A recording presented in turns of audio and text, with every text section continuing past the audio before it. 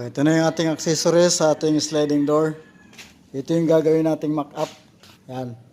Para masigurado natin na tama yung ating setup ng ating sliding door. Yan yung ating mock-up, guys. Yan. Lagay na natin yung ating mga accessories. Pero sukatan muna natin. 9 cm. 9 cm.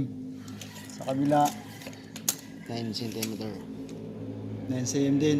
Yung doon sa sukat. Dito,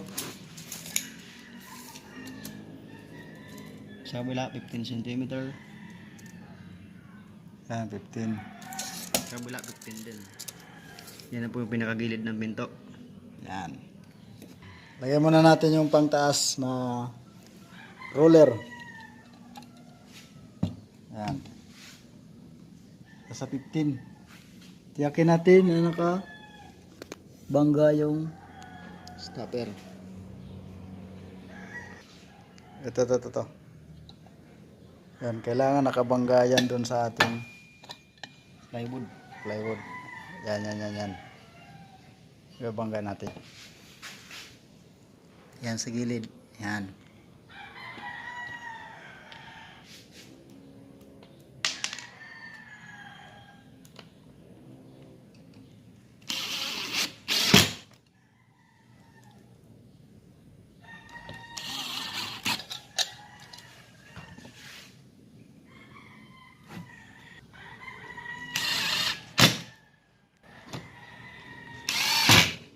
Dito naman tayo sa bottom, guys.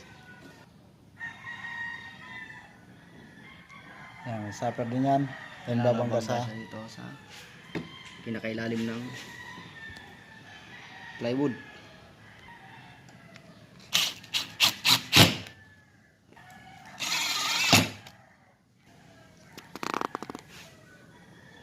Ganon din yung isa.